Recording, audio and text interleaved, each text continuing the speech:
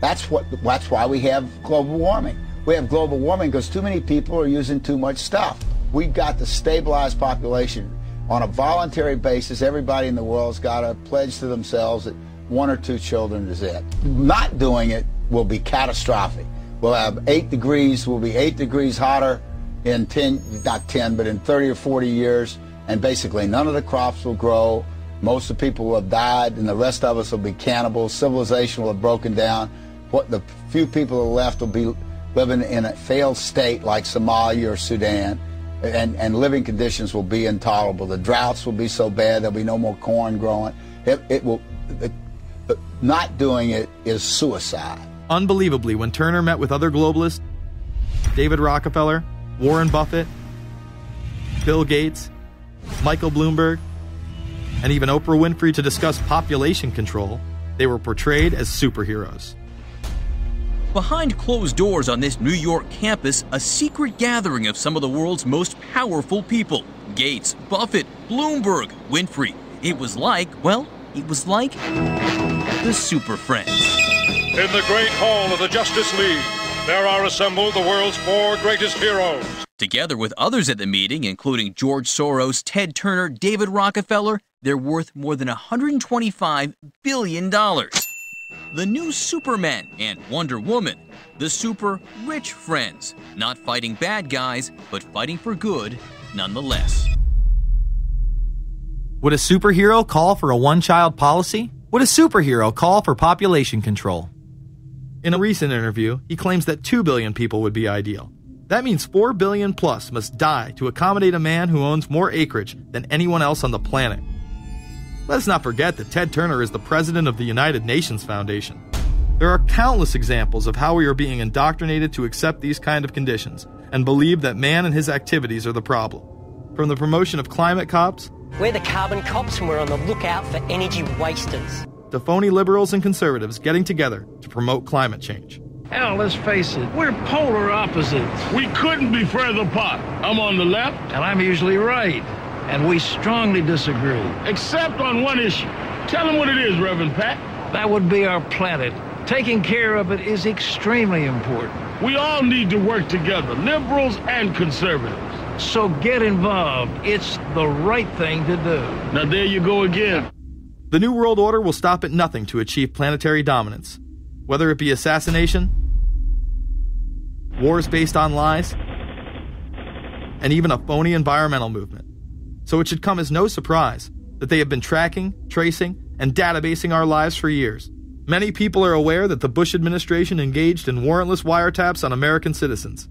What they don't understand is that it's come out in court that all the major telecommunications companies have been secretly storing every piece of data received from our phones and our computers and handing them over to the National Security Agency. You heard about the government secretly listening in on phone conversations without a warrant. But there is evidence that your email is also being tapped. The government has been intercepting most emails as part of its terrorist surveillance program. That program has been criticized as illegal because it's missing an important ingredient: search warrants. Several years ago, Klein says he came to suspect that AT&T had installed secret computer gear designed to spy on internet traffic at the request of the National Security Agency.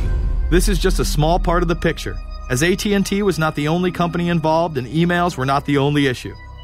The NSA was installing Norris Insight systems, which are capable of monitoring billions of bits of internet traffic per second. It was also able to monitor any calls trafficked through its system, all websites visited, all instant messaging, and separate types of transaction records. The secret room at AT&T contains gear which enables the government to look at every individual message on the internet and analyze exactly what people are doing. Here's another document. It mentions a company called Norris. Norris makes computer software that can swallow and analyze 10 gigabytes of information every second. That means it could go through all the information in all the books in the Library of Congress in a little over 15 minutes. The documents Klein and others were able to produce were then censored by the NSA. Bankston isn't allowed to talk about the documents in detail. The government has since had them sealed. But he says what is in there boggles the mind. We are talking about a substantial portion of all the communications traffic in the United States. The policies have been shielded by the Obama administration and continue to this day. Attorney General Holder has publicly stated lawsuits be thrown out of court, and after several attempts, Klein and other cases were thrown out as well, once again citing the national security of what used to be a constitutional republic, not a massive corrupt slave state. Living in the New World Order, when it's close to completion, for the average citizen, for people like you and me, is going to be essentially slavery. We're never going to be able to get ahead. We're never going to be able to amass enough wealth, essentially to retire or to do what we want to do in life. We're going to constantly be working for the man.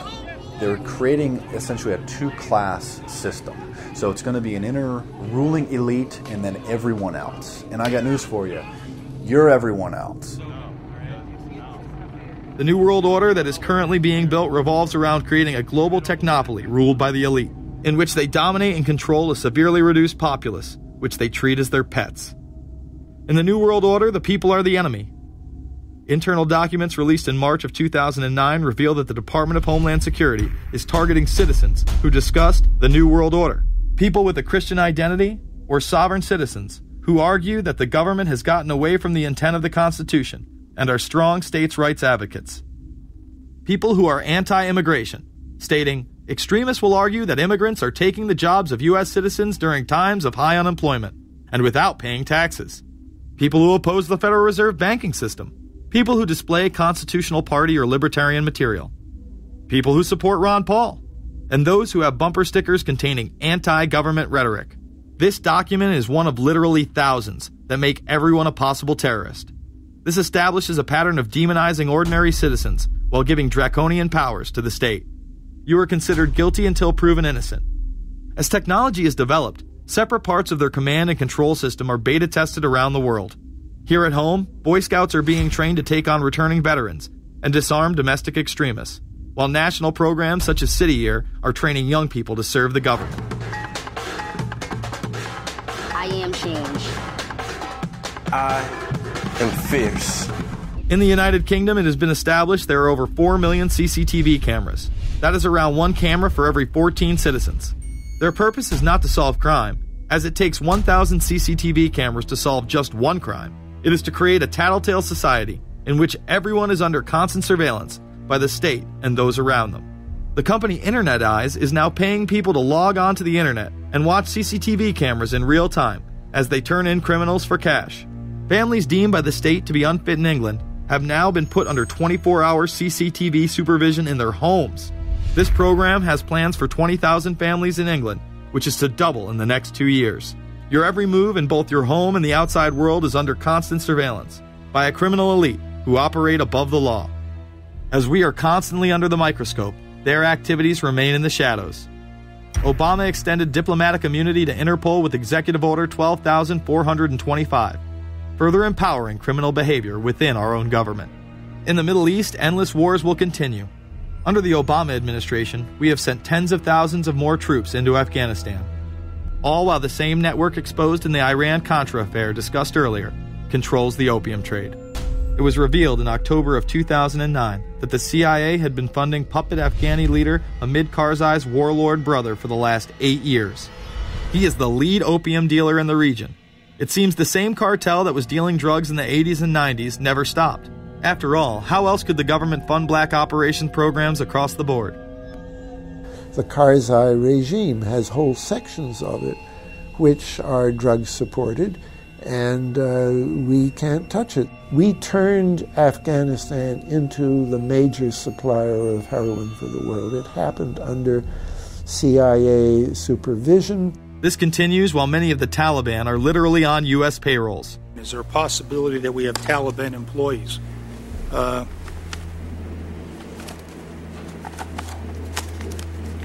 commander in the field, or I should say the COCOM commander, General Petraeus, has made it a conscious effort to, as part of his coin strategy, to hire local nationals. I can't talk in this forum, nor am I the qualified guy to talk about it, but there is no doubt in my mind, one day you're on one side of the ledger, the other day you may be on the other side of the ledger. Biometrics have been instituted in both Afghanistan and Iraq, where individuals are subject to fingerprint devices, iris scanners, and electronic databases to screen local residents as well as DNA tests.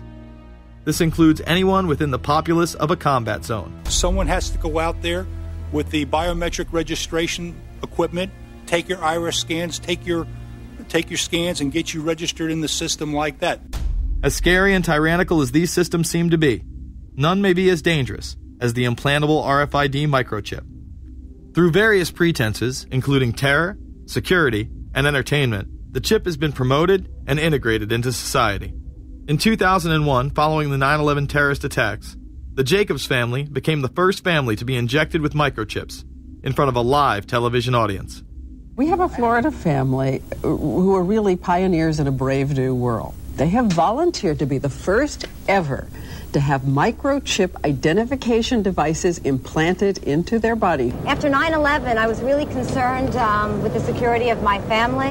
In 2004, the FDA approved the use of RFID technology to be implanted into human beings. However, studies dating back to the 1990s show the implantable microchip has been linked to cancer in animals. But this has not slowed the agenda of control. In Barcelona, trendies get chips in order to receive VIP status at the exclusive Baja nightclub. A simple swipe of the arm gets them in without a line, and it pays for their drinks too. The Mexican government also chipped employees for security measures in 2004.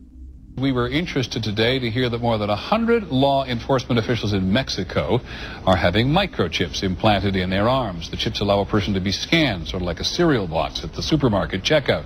Mexico's Attorney General and 160 of his deputies have had microchips implanted in their arms. It is to provide access, said the Attorney General, to the right people in exclusive areas. Today, aside from being promoted as a device that can save your life by storing all of your medical information in it, it is being promoted as the next generation tool for video gaming.